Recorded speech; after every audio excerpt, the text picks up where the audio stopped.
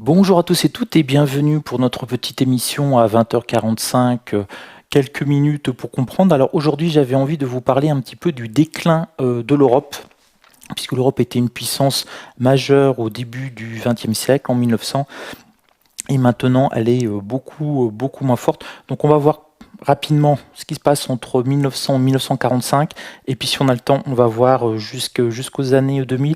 C'est dans un ensemble en fait de trois petites vidéos géopolitiques que je voulais vous faire.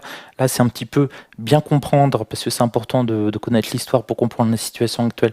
L'Europe, on verra demain les États-Unis d'Amérique, et enfin, après-demain, on verra la situation géopolitique actuelle, c'est-à-dire l'affrontement entre la Chine, la Russie, l'Europe et les États-Unis d'Amérique. Mais je pense qu'il faut avoir déjà deux petites vidéos avant pour comprendre pourquoi l'Europe est en déclin depuis 120 ans et pourquoi les États-Unis d'Amérique ont émergé alors que ce n'était absolument pas évident du tout. Rappelez-vous une chose, en 1900, les États-Unis d'Amérique, c'était une crotte. Voilà, comme ça va marquer les esprits.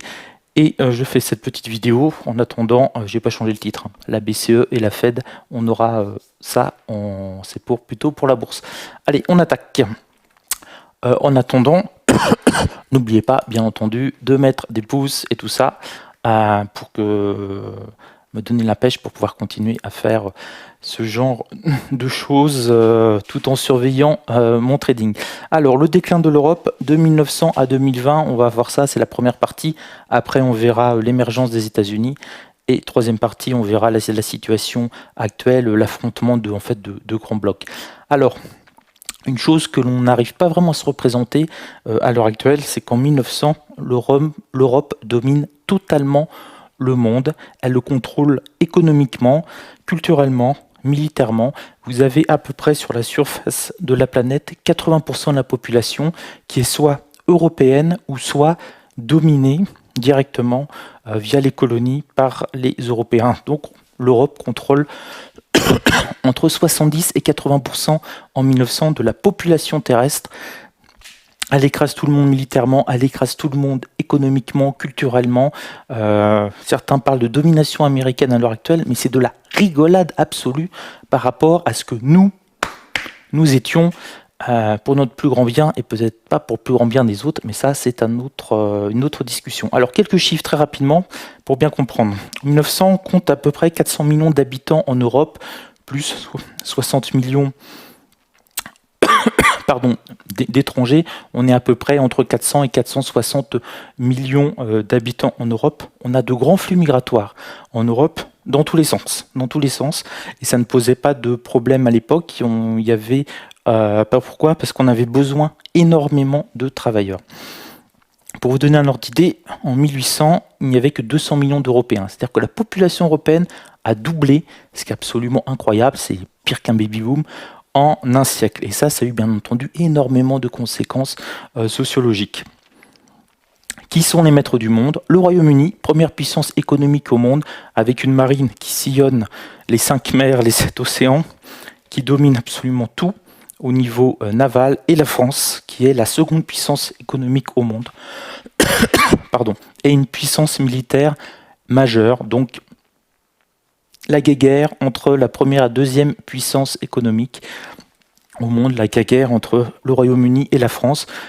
Et tous les économistes à peu près sérieux projetaient qu'au XXe siècle, la France, pour diverses raisons, aurait dû être la première puissance économique au monde, parce qu'elle avait plus de richesses, parce qu'elle avait plus de colonies, c'était un petit peu mieux structuré que le Royaume-Uni. Bon, bah voilà, 100 ans après, on sait que ça n'a pas été le cas. Et c'est ça qui est intéressant, c'est de comprendre pourquoi.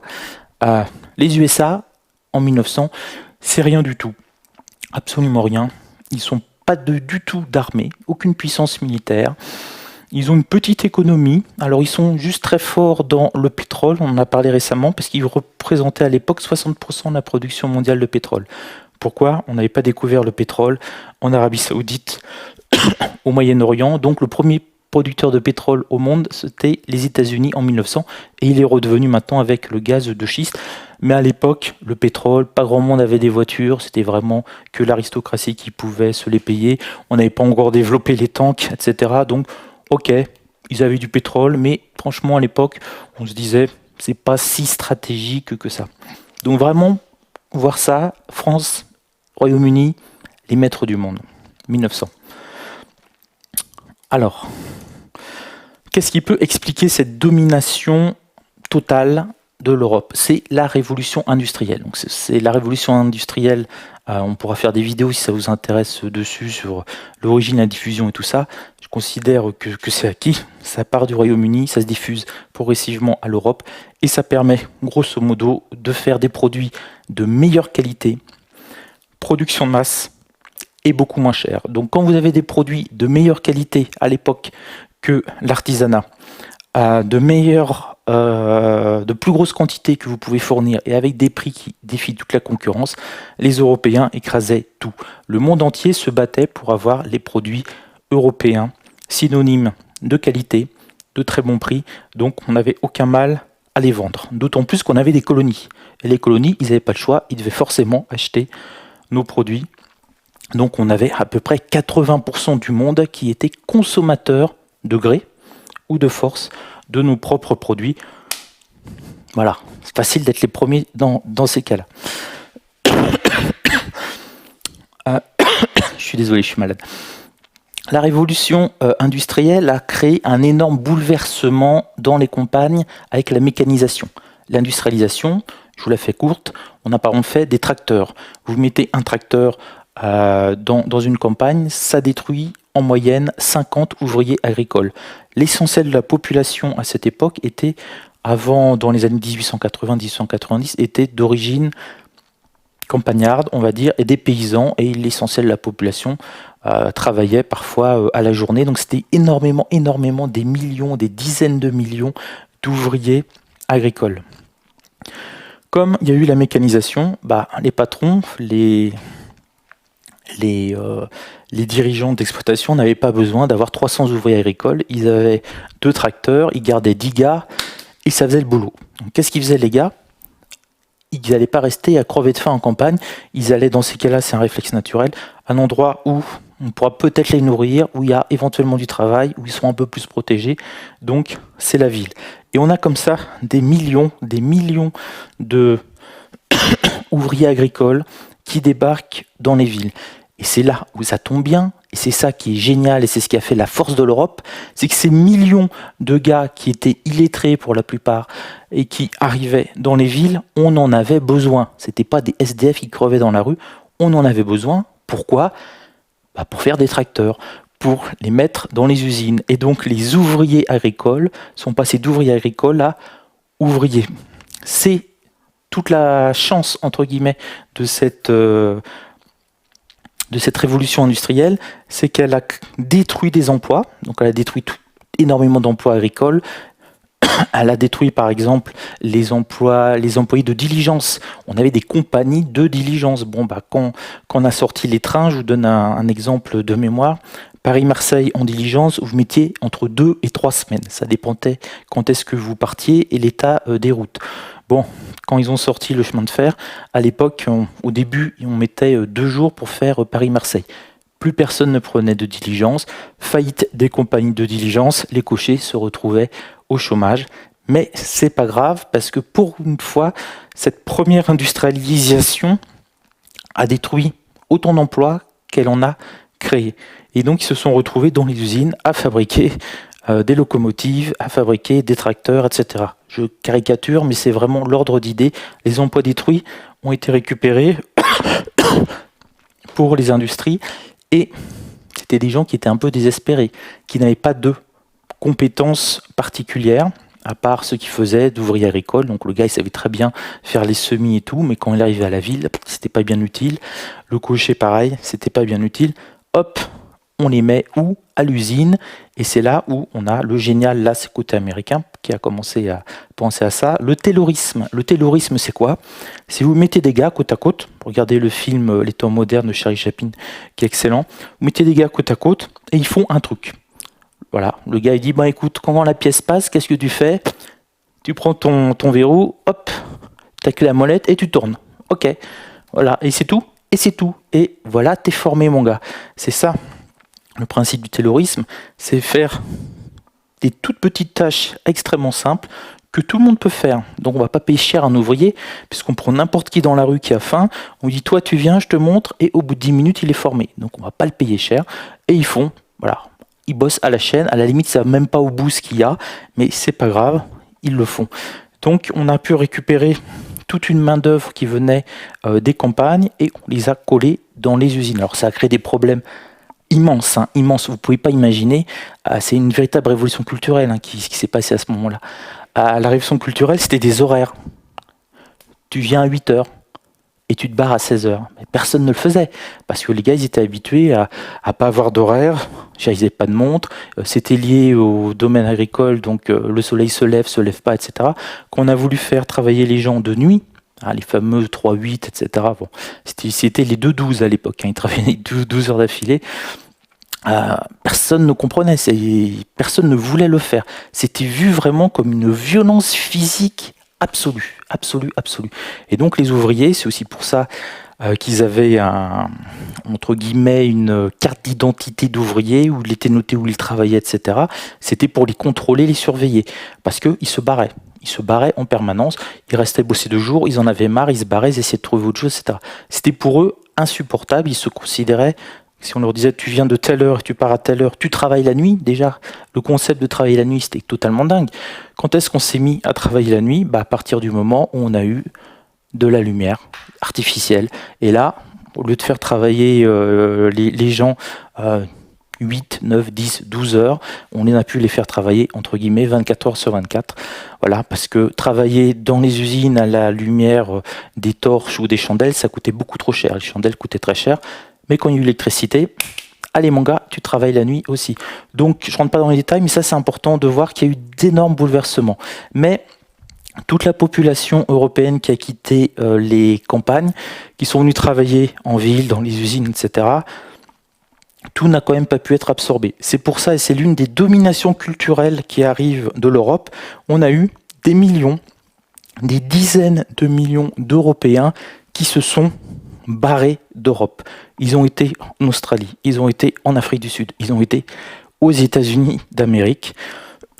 Et c'est ce qui explique aussi cette domination culturelle de l'Europe, c'est qu'on a eu finalement des millions, des dizaines de millions de VRP qui avaient les codes européens, qui avaient la culture européenne, qui ont été s'installer partout et qui ont donc transmis cette culture européenne. Donc on parle toujours des Irlandais qui sont venus s'installer aux États-Unis d'Amérique, mais il y avait les Italiens aussi. Les Italiens, ils sont venus travailler en France, mais il y en a beaucoup qui sont aussi partis. Il y a des Français qui ont été en Afrique du Sud, etc. Donc, finalement, la population européenne, avec cette révolution industrielle, par dizaines, centaines de millions, s'est répartie en fait sur la surface du globe, et ça a permis aussi cette domination, on va dire, culturelle européenne. Alors, c'est pour ça que je vous avais posé une question. Est-ce que c'est un cercle vertueux, cette première révolution et seconde révolution industrielle? Alors, c'est pas mal, parce que entre guillemets, il y a une forme d'équilibre. Les emplois détruits sont compensés par les nouveaux emplois créés à peu près. Ce qui n'est pas le cas de la troisième révolution industrielle, c'est la révolution informatique, mécanisation, robotisation, informatisation. Et là, ça a créé des postes d'ingénieurs, des gars qui développent des logiciels et tout ça, mais ça n'a pas créé d'emplois équivalents, d'où le fait que nous ayons beaucoup de chômage. Mais surtout, ce qui était bien dans cette première, deuxième révolution industrielle, c'est que des gens qui n'avaient pas grande qualification pouvaient trouver du boulot sans aucun problème. Parce que ce que l'on créait comme nouveau boulot pour eux, c'était l'usine, le taylorisme. Tu t'assois, je te montre en 10 minutes et tu es capable de bosser. Les nouveaux emplois créés par la troisième révolution industrielle, il faut être ingénieur, il faut savoir développer des sites web et tout ça. Ça demande certaines compétences intellectuelles que tout le monde ne peut pas forcément avoir. Alors attention, je ne dis pas que les gens sont débiles, mais il faut savoir qu'il y a quand même des niveaux de compétences intellectuelles, quoi qu'il arrive. J'ai été enseignant, j'avais 30 étudiants, ils avaient les mêmes cours, les étudiants. Je leur donnais les mêmes contrôles et je notais de 0 à 20 sur 20. Voilà, donc avec exactement les mêmes choses, on n'a pas forcément les mêmes résultats. Et le poinçonneur des lilas, il était pas tout à fait aptes à se remettre, à pouvoir évoluer, à comprendre ce que c'est qu'un ordinateur, à développer des logiciels. Il y en a peut-être qui ont créé leur start-up et il y en a beaucoup qui ont dû aussi se retrouver sur le carreau. Alors, pour se développer, et je crois que je vais encore être un peu long, j'accélère, pour se développer, pour cette révolution industrielle, l'Europe a énormément besoin de matières premières. Et elle n'en a pas suffisamment sur son territoire, sur l'Europe. Qu'est-ce qu'elle va faire? Elle va aller donc le chercher pour nourrir, entre guillemets, sa production industrielle. Et là, où est-ce qu'il y en a? C'est dans les autres pays. Et ça tombe bien, on est les plus forts militairement. Donc, on va, entre guillemets, y aller un petit peu se servir. C'est ce qu'on a appelé la course aux colonies. Tous les pays européens, tous ceux qui pouvaient, à la fin du 19e siècle, sont partis s'emparer de richesses, de populations, etc. C'est ce qu'on va voir juste après. Et en plus de cela, il y a aussi la course à la puissance. Le pays qui aura le plus de colonies, c'est le pays qui sera le plus fort parce qu'il y a une constante absolue. Les Européens se détestent. Se détestent. Ils se font la guerre en permanence. Pas besoin de remonter très loin. La guerre de 30 ans, la guerre de 100 ans, 1870, l'unité allemande contre la France, etc., etc. On n'a pas arrêté de se latter depuis Charlemagne, grosso modo. Charlemagne massacra les Lombards et compagnie, les Alamans. Bon, c'était des tribus européennes. Voilà. Petit moment, on a peut-être eu un peu la paix, c'était sous l'Empire romain, et encore, c'est très discutable. Donc, voilà, c'est bien se rappeler que les Européens, depuis toujours, on se latte, on se massacre, on se fait des guerres. Et là, du coup, ça permettait cette forme de, d'énergie, d'énergie négative, mais c'est quand même de l'énergie. Quand vous voulez tuer quelqu'un, il y a un déchaînement d'énergie. On a pu être, plutôt que de se taper les uns sur les autres, extériorisés vers l'extérieur. Et donc là, on est parti à tout va, les militaires sont partis, les colonies et tout ça. Et pendant qu'ils colonisaient et tout, on a eu à peu près en Europe 30-40 ans de paix, entre 1870 et 1914. Alors, je voudrais quand même vous montrer les colonies parce qu'on ne s'en rend pas compte du tout. Là, vous avez les possessions coloniales juste avant la Première Guerre mondiale en 1914. Alors, c'est simple. Les seuls États qui sont entre guillemets indépendants, l'Amérique du Sud, le Mexique, un petit peu la zone, on va dire Iran, Afghanistan, Arabie Saoudite. Ici, l'équivalent de l'Érythrée, parce qu'il n'y a rien du tout, voilà. Et la Chine et la Mongolie qui étaient indépendantes. Alors la Chine, entre guillemets, très influencée par les différentes puissances. Mais voilà, il n'y avait pas un gouvernement européen qui décidait pour eux. Et tout le reste, c'était européen. Donc regardez par exemple tout ce qui est territoire britannique, bon évidemment le Canada, l'Australie, l'Afrique du Sud, une grande partie de l'Égypte, du Soudan, quelques possessions en Afrique, l'Empire des Indes, etc., etc. Grosse puissance coloniale, mais la principale puissance coloniale au monde, c'était la France, avec l'Afrique orientale française et l'Afrique équatoriale française. Donc on dominait quasiment toute l'Afrique, tout le Maghreb, un petit peu l'Indochine. Alors l'Indochine, c'est Vietnam, Cambodge, et j'ai oublié Vietnam, Cambodge, Laos. Voilà, le Japon a une petite partie de la Corée, et finalement les deux gros blocs qui n'ont eu aucune colonie, c'est les États-Unis d'Amérique et la Russie. Ça a toujours été le point qu'ils avaient en commun au milieu des années 60-70, ils étaient pour la décolonisation. Évidemment, ils n'avaient pas de colonie. Et puis comme ça, ils pouvaient essayer de récupérer un petit peu d'influence, mais voilà, se rappeler que les deux seuls États immenses qui n'ont pas finalement colonisé, c'est les États-Unis d'Amérique et l'Empire de Russie. Quand je vous dis que l'Europe domine le monde, voilà, il y a quasiment personne qui n'est pas soumis directement au pouvoir européen. Si on zoome rapidement, on voit que toute l'Afrique, à part l'Abyssinie, mais bon, comme il n'y avait rien, à part du désert, ça n'intéressait pas grand monde, absolument toute l'Afrique était dominée, partagée par l'Europe, que ce soit un peu les Anglais, surtout les Français, un peu les Italiens, avec la Libye, l'Érythrée, la Somalie, les Portugais, les Belges, les Espagnols, tout le monde s'était fait son petit bout. Et là, on pouvait donc exploiter les matières premières que l'on ramenait en métropole pour faire tourner les usines. Alors il y avait des populations locales, etc., qui étaient utilisées pour pouvoir travailler. Alors on va aussi dire qu'on a aidé les populations locales, qu'on a créé des hôpitaux, etc. C'est vrai, mais si vous lisiez les textes de Jean Jaurès, qui est quand même socialiste, qui défendait la colonisation, il disait pas que c'était pour les aider, hein. Il y a des discours de Jean Jaurès. Au jour d'aujourd'hui, n'importe quel homme politique français dirait la même chose, mais ça ferait un scandale monumental et il irait en tôle, hein. Jaurès parlait, par exemple, de la supériorité de la race européenne sur les autres et que notre devoir moral était de leur apporter la civilisation. Allez dire maintenant qu'on va apporter la civilisation au Brésil, vous allez voir comment on va être reçu.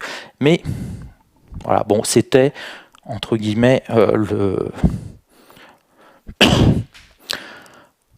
ce que l'on disait pour justifier moralement le fait que l'on débarquait avec les forces armées, que s'il y avait un petit gouvernement, on lui faisait signer des papiers comme quoi il cédait son pouvoir, et puis s'il voulait pas, il se prenait une balle, et puis voilà. Donc ça se passait plutôt comme ça, un peu à la cow-boy, hein. Pourquoi je vous montre la formation des États-Unis d'Amérique? Pour vous montrer que pendant que le monde entier, enfin tous les Européens font la course aux colonies. Alors il y a même eu des combats, hein, entre les Anglais et les Français pour tel ou tel pays, pour telle ou telle zone coloniale. Les États-Unis s'occupent absolument pas de la colonisation. Pourquoi? Parce qu'ils sont occupés à, entre guillemets, découvrir, coloniser leur propre territoire. Et là, vous voyez bien l'extension des États-Unis, du contrôle de leur territoire, qui est grand comme l'Europe, hein, c'est un continent. De la côte est à la côte ouest, c'est l'équivalent on va dire, de Lisbonne à Moscou. C'est un continent complet. C'est pour ça que c'est totalement ridicule quand les journalistes français, j'ai encore entendu aujourd'hui sur BFM, et à chaque fois, ça m'énerve, ils comparent le nombre de morts en France et le nombre de morts aux États-Unis pour le coronavirus. Mais ça n'a absolument aucun sens. On ne peut pas comparer un pays de 60 millions d'habitants et un autre pays de 360 millions d'habitants. Oui, les États-Unis ont un petit peu plus de morts que nous. Bah oui, ils sont quand même juste 6 fois plus nombreux, hein, mais bon, à part ça. Donc ça, c'était l'explication aussi pour vous dire que les États-Unis n'ont pas été chercher des colonies, entre guillemets, d'autant plus que vous le voyez là, ça fouettait avec les Mexicains. Ça, on ne sait pas, on l'a un peu oublié. Il y a eu une guerre entre les États-Unis et le Mexique, et les États-Unis ont gagné, et ils ont pu récupérer l'Arizona et le Nouveau-Mexique, qui étaient mexicains, tout simplement. Et puis ils ont aussi acheté des territoires. Nous, on a vendu la Louisiane. Napoléon III a vendu la Louisiane. Bon, voilà.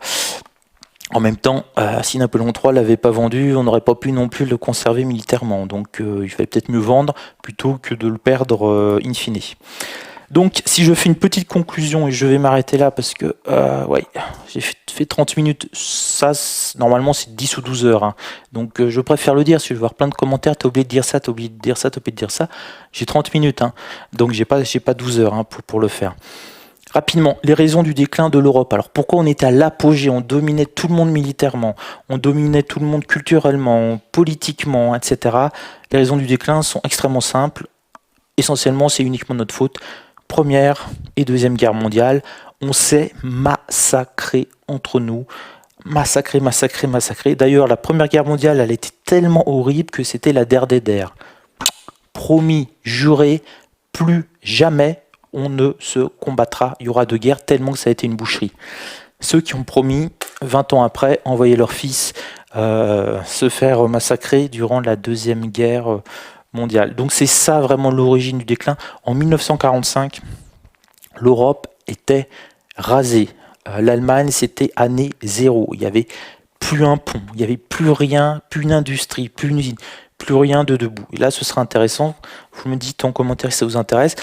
Les deux pays qui ont été totalement anéantis pendant la Deuxième Guerre mondiale, vous avez le Japon, Hiroshima, Nagasaki, bombardement massif, il n'y avait plus rien, et l'Allemagne. Et ces deux pays-là, 40 ans plus tard, c'était la deuxième et troisième puissance économique au monde. Et ça, c'est assez intéressant de se poser la question, pourquoi ceux qui étaient année zéro 30 ans plus tard, sont devenus la deuxième et troisième puissance économique au monde. Et il y a plein de points en commun, mais ça, je viens d'y penser, ça fera une vidéo qui peut être sympa. Le grand drame, entre guillemets, pour l'Europe et notamment pour la France, ça a été la perte des colonies dans les années 1950, 1960 et un petit peu plus tard pour le Portugal jusque dans les années 70. Pourquoi ? Matière première. Notre matière première, on devait la payer après qu'ils ont eu leur indépendance. Bon, on les a quand même encore bien tenus, mais on devait la payer beaucoup plus cher. Donc ça, c'est la première problématique. La seconde problématique, c'est que dans les colonies, ils étaient obligés d'acheter nos produits. C'est-à-dire que tous les Africains étaient obligés d'acheter du textile français. C'était des consommateurs, ils ne pouvaient pas l'acheter aux Italiens. C'était interdit. Uniquement des usines textiles en métropole pouvaient fournir les colonies. Donc qu'est-ce qui s'est passé? Comme on avait des dizaines, centaines de millions de consommateurs captifs, on n'a pas fait d'effort. On n'a pas fait d'effort. Donc les produits français, dans le textile notamment, on peut le dire, c'est des produits, à part l'ultra luxe, c'est des produits de merde. Pourquoi? Parce que c'est simple, le gars, il n'allait pas s'embêter. S'il faisait un jean minable, il était sûr de le vendre. Donc, produit de bas de gamme, pas de recherche-développement, je donne l'exemple du jean, mais c'est tout le reste, hein. Pas de recherche-développement, etc. Et puis du jour au lendemain, indépendance, et puis les Algériens par exemple, ils ont pu choisir. Ils se retrouvent avec des produits français qui venaient de métropole, qui coûtaient 10 francs et qui n'étaient pas terribles, et à côté, vous avez les Américains qui arrivent avec des produits de meilleure qualité qui coûtent 5 francs. Vous faites quoi? C'est ça qui explique essentiellement le déclin de l'industrie française. C'est que pendant... Allez, on va être très gentil. Pendant à peu près 40, 50, 60 ans, 70 ans, on n'a fait aucun effort car on était sûr d'écouler nos produits.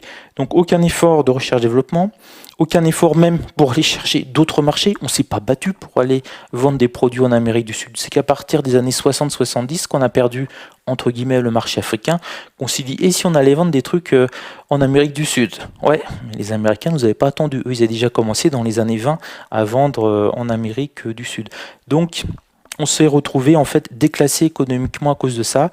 On devait payer nos matières premières plus chères. Nos produits, ça intéressait personne parce qu'ils n'étaient pas de bonne qualité et on avait perdu des supermarchés en tant que consommateur pour écouler nos produits qui n'étaient pas terribles.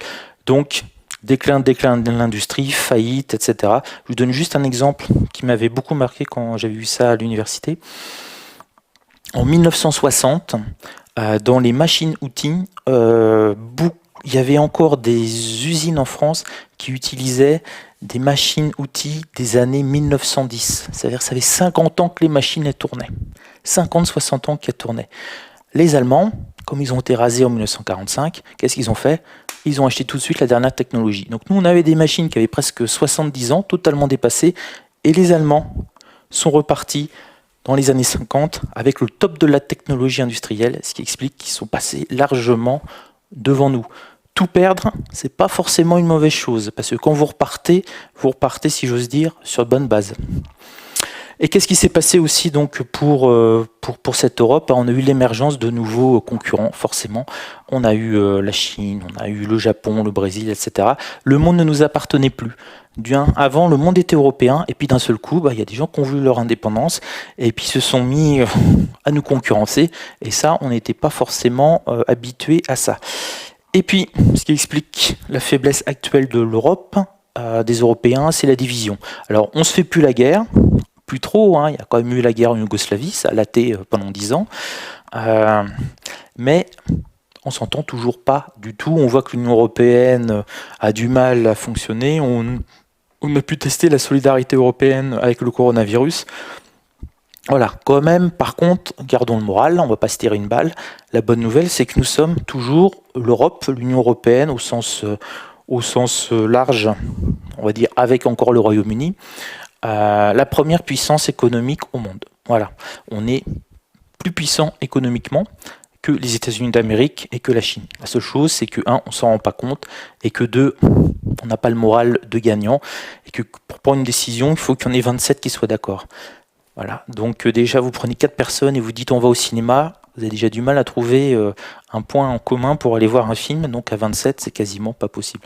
Et donc l'une des grandes faiblesses de l'Europe, ce lent déclin deux guerres mondiales, décolonisation, pas de remise en cause rapide de moyens de fonctionner économiquement, etc. Et en plus, division, donc on se fait petit à petit bouffer par plus gros que nous, sur notre Est et sur notre Ouest, la Chine et les États-Unis d'Amérique, et on verra ça dans les prochaines vidéos.